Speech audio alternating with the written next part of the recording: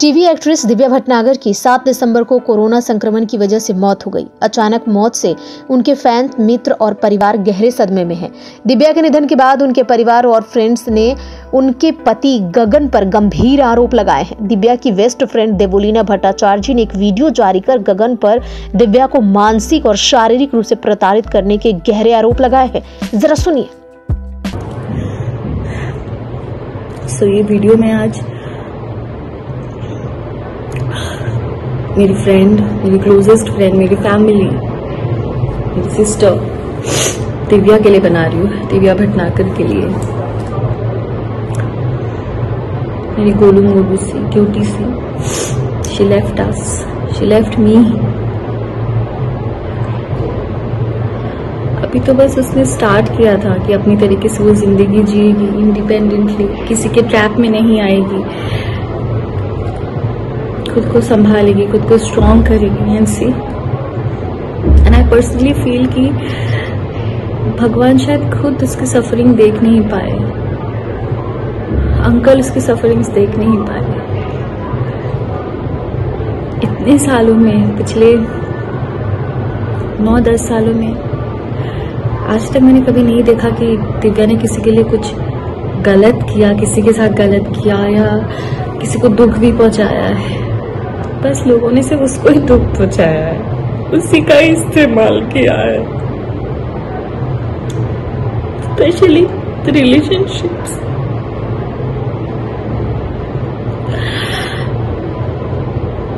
ये हर एक लड़की गलती करती है, एक रिलेशनशिप से गंदे से धोखा खाने के बाद कहीं से भी थोड़ा भी कोई सहारा दे देता है, वो लड़की बिना सोचे समझे उसे अपना सहारा मान लेती है, बिना उसका बैकग्राउंड जाने, बिना कुछ जाने। और दिव्या तो मासूम थी, एकदम भोली थी। उस पागल को तो मैं समझाती थी, मतलब अगर मैं उसे समझाती होंगी तो आप समझ सकते हो कि वो किस तरीके की थी। मैं खुद इतनी इमोशनल हूँ तो वो मेरा 1000 गुना थी। आज ये वीडियो मैं बना रही हूँ, बहुत जरूरी है ये बनाना, स्पेशली उस इंसान के लिए जिसकी वजह से मेरी दिव्या ने इतना सफर किया। आई नो कि आज दिव्या के साथ जो भी हुआ, दिव्या हमारे बीच में नहीं है, it is because of Covid. But जो मेंटल स्ट्रेस, जो फिजिकल अब्यूज उसके साथ हुआ है, कोई भी इंसान अगर उस फेज से गुजरता तो छोटी सी एक बीमारी से भी लड़ने की उस इंसान के पास ताकत नहीं होती है। तो फिर भी कोविड था। बहुत ही शराफत से, बहुत ही शांति से मैं आप सबको ये चीज बता रही हूँ, एंड स्पेशली टू यू गगन गबरू। उस दिन तूने क्या पोस्ट किया था कि उसकी माँ और भाई तेरे रिलेशनशिप्स के अगेंस्ट थे और वो नहीं चाहते थे तेरी शादी होए, और तेरे नाम पे वो पब्लिसिटी ले रहे। तेरी औकात क्या है? क्या औकात है तेरी? तू कौन है? तू यहाँ पे जो 4-5 जो गिने चुने आर्टिस्ट को भी जानता है ना, वो दिव्या के बदौलत भीख मांग के तू हिमाचल से दिव्या के साथ यहाँ रहने आया था। और जो तेरे अगेंस्ट में सिर्फ उसकी फैमिली नहीं, मैं भी खड़ी थी। इसीलिए वो 4 साल मेरी दिव्या से बात नहीं हुई थी, क्योंकि मुझे पता था कि तू ऐसा ही निकलेगा।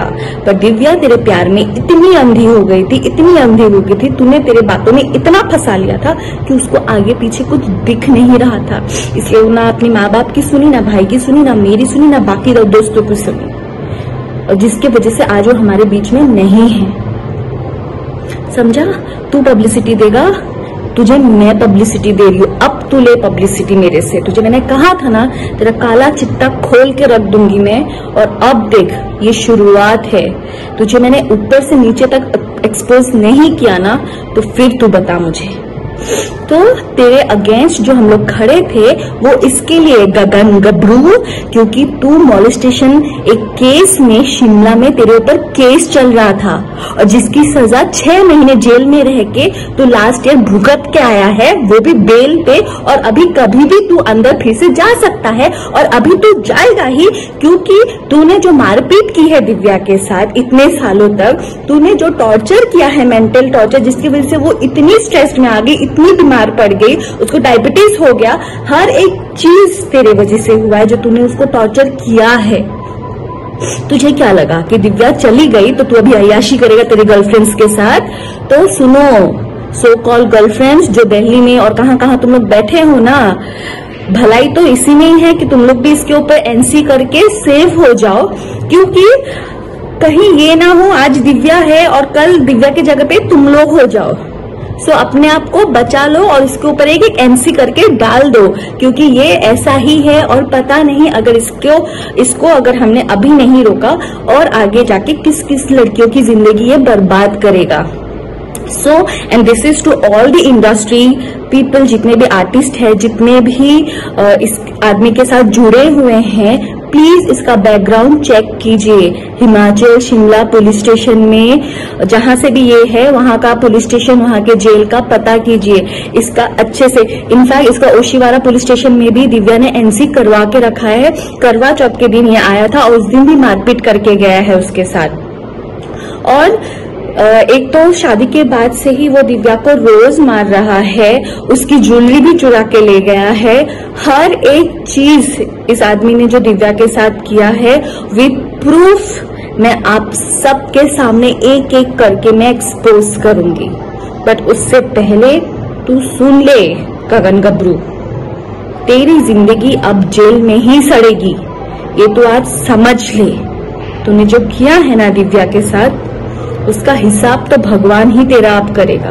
दिव्या तो अब बहुत अच्छी जगह पे है, वो भगवान की ही बच्ची थी और भगवान के पास ही है, और अंकल को भी नहीं देखा गया उसकी सफरिंग्स, इसलिए वो आज हमें छोड़ के चली गई है। पर तूने दिव्या को हमसे छीना है ना, तू देख जिंदगी भर तू और तेरी माँ जेल में ही सड़ेंगे। तू देख गगन गबरू, तू देख। लीगल काउंसलिंग करेगा तू? क्या लीगल काउंसलिंग लिख के रखा है तो अपने प्रोफाइल पे? लीगल काउंसलिंग जेल में जाके करेगा या जेल में करके सीख के आया है जाके 6 महीने रह के? तू देख, अभी तेरी पब्लिसिटी मैं करवाती हूँ, तू देख। तो सुना आपने कितने संवेदनशील और गहरे आरोप हैं।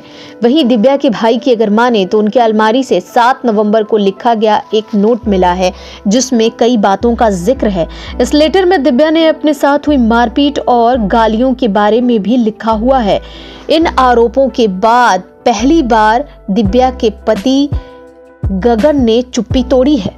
दिव्या का निधन कोविड-19 के कारण हुआ, लेकिन उनके परिवार और करीबी दोस्त देवोलीना भट्टाचार्य जी ने उनके पति गगन पर घरेलू हिंसा का आरोप लगाया। गगन ने दिव्या की मौत का मजाक उड़ाने और इससे पब्लिसिटी पाने के लिए देवोलीना पर गहरे आरोप लगाए हैं।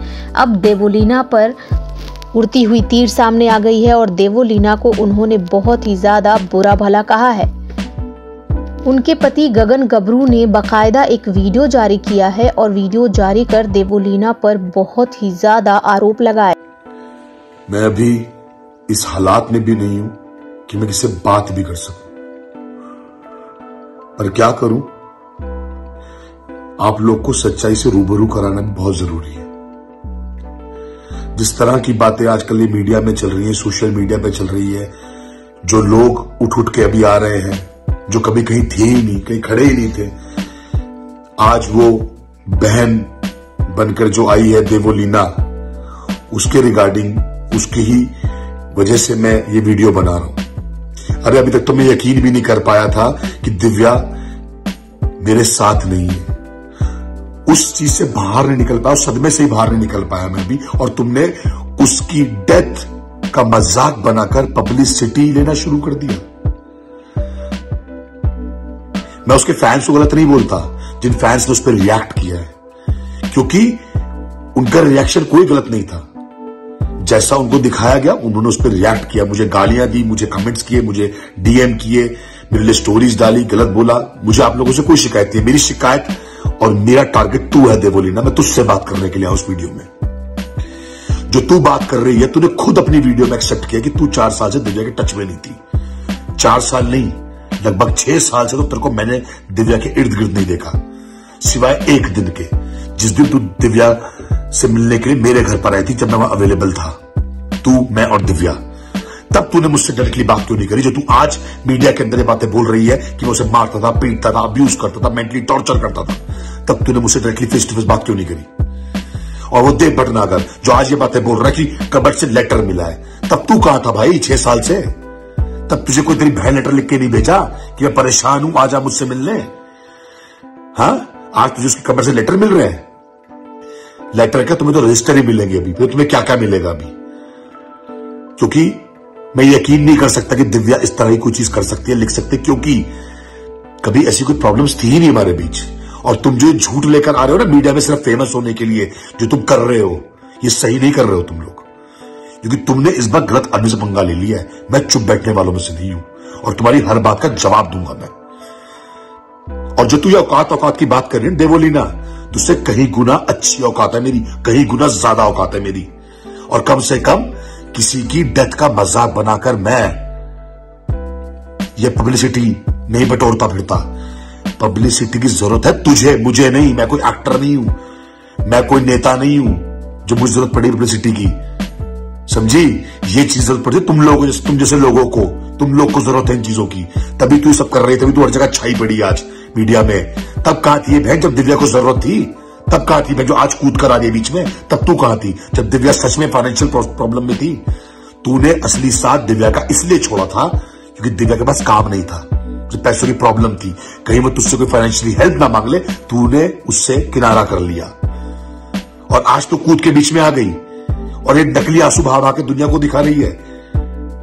अरे शर्म कर, शर्म कर, शर्म कर, तू भी और देव भटनागर भी और उसकी मां भी। जो ये झूठ तुम लोग बोल रहे हो मीडिया में आके, जो ये आर्टिकल्स डाल रहे हो, जो ये वीडियोस बना रहे हो,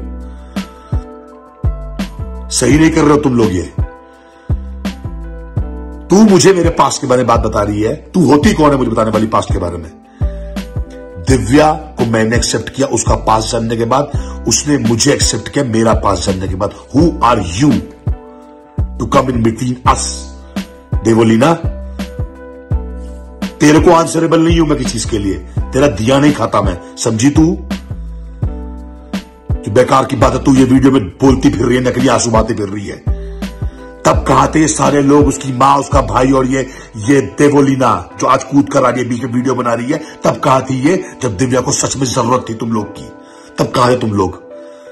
तब सिर्फ दिव्या के साथ खड़ा था मैं और दिव्या के कुछ दोस्त जिनकी मैं आज भी रिस्पेक्ट करता हूं, जिन लोग को हमारा रिश्ता पता था, हम लोग कितना अच्छा रिलेशन चला रहे थे, उन लोग का हमारे घर में आना जाना था, हमारा उनके घर में आना जाना था, सब पता था उन लोग को।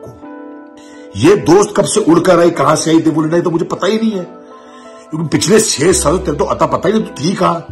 जो तू आज ये नकली आंसू बहा रही है, तो दिखा रही है प्यार, दिखा रही है मोहब्बत, दिखा रही है अपनी बहन के लिए, आज तेरी बहन बन गई वो।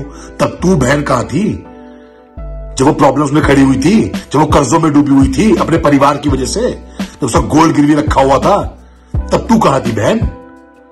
और तब कहां था ये भाई जिसके 500 के रिचार्ज मैंने और दिव्या ने कराए हैं, जिसका सिविल भी देव भटनागर की वजह से खराब हुआ था, जो किस्तें नहीं भर पा रहा था गाड़ियों की, अपनी मोबाइल तक की तो किस्त नहीं भर पा रहा था, iPhone 10 जो तूने खरीदा था। हाँ, शर्म आती है तेरे को? तुम दोनों की बात कर रहा हूं मैं। और तीसरा दिव्या की मां की, जो मेरे घर में कब्जा करके बैठी है तेरे साथ देव भटनागर, वो आशियाना मेरा है और दिव्या का है, वहां पे एक एक तिनका मेरा है और दिव्या की मेहनत का है और मेरी मेहनत का है। हम लोगों ने मिलकर संजोया था, हमने मिलकर वो घर बनाया था जिसमें तुम आज कब्जा करके बैठे हुए हो। मैं चाहता तुम्हें लीगली उसी दिन बाहर निकाल देता जिस दिन मुझे पता चला तुम मेरे घर में एंटर करे हो, पर मैंने सिर्फ दिव्या की शक्ल देख के चुप रह गया। मैंने कहा नहीं, अभी उसकी तबियत खराब है, मैं उसको और हर्ट नहीं करना चाहता, उसकी तबियत नहीं बिगाड़ना चाहता, इसलिए मैं तुम पे कोई लीगल एक्शन नहीं लिया।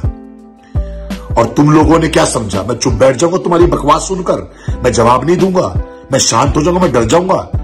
अरे जब मैंने कुछ गलती करी नहीं तो मैं डरूंगा क्यों? तुम्हारी बातों का जवाब देने इस वीडियो में मैं आया हूं। तुम लोगों ने मुझे दिव्या से मिलने तक नहीं दिया, मैंने पिछली वीडियो में तुम्हारे आगे हाथ जोड़े, रिक्वेस्ट करी मुझे मिलने दो।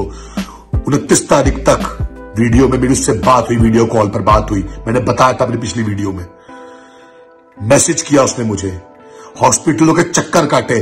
तुझे क्या लगता है बॉम्बे में अवेलेबल नहीं था? मैं घर पर नहीं रह रहा था सिवाय सिर्फ दिव्या की वजह से, लेकिन मैं होटल में अवेलेबल था वहां पर, अपना घर होते हुए भी, और दिव्या की हर पल पल की खबर मैं रख रहा था और हॉस्पिटल के बाहर खड़े होकर वेट कर रहा था कि दिव्या ठीक होकर बाहर वापस आएगी। पर दिव्या वापस नहीं आई।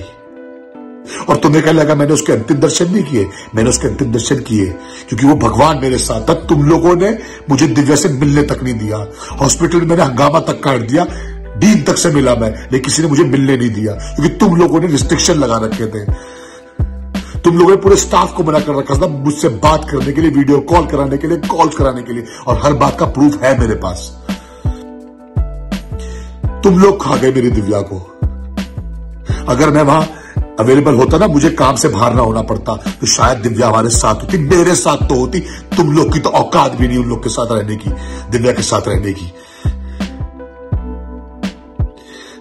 आज मेरे साथ खड़ी होती और तुम्हारी बातों के जवाब तुम्हें वो दे रही होती मुंह तोड़कर, क्योंकि दिव्या ऐसा कुछ नहीं कर सकती जो तुम उसके बारे में ये फैला रहे हो ना। उसने नोट छोड़ा, वो परेशान थी, उसको मेंटली टॉर्चर किया, उसको अब्यूज किया, उसको ये किया जो तुम मीडिया में छा रहे हो ना, इससे दिव्या भी खुश नहीं होगी। शर्म कर ले देव, तेरी बहन की ये दुनिया छोड़कर। और जो तू ये दोस्त बनी फिर रही है ना, तू दोस्त कहने लायक भी नहीं है देवोली ना, क्योंकि तूने दोस्ती वाले कोई काम नहीं किया आज तक। कम से कम 6 साल मेरे साथ तूने कोई ऐसा काम नहीं किया। कहां तूने मदद करी दिव्या की, ये बता दे मुझे, एक बार बता दे तूने कहां मदद करी। और तूने कहां मदद करी देव भटनागर, और तूने कहां मदद करी बता मुझे। और ये डॉली भटनागर जी, आपने कहां मदद करी आप बताइए मुझे दिव्या की। वो तुम लोग कर करके ही मर गई, तुम्हें कदर नहीं है उस लड़की की।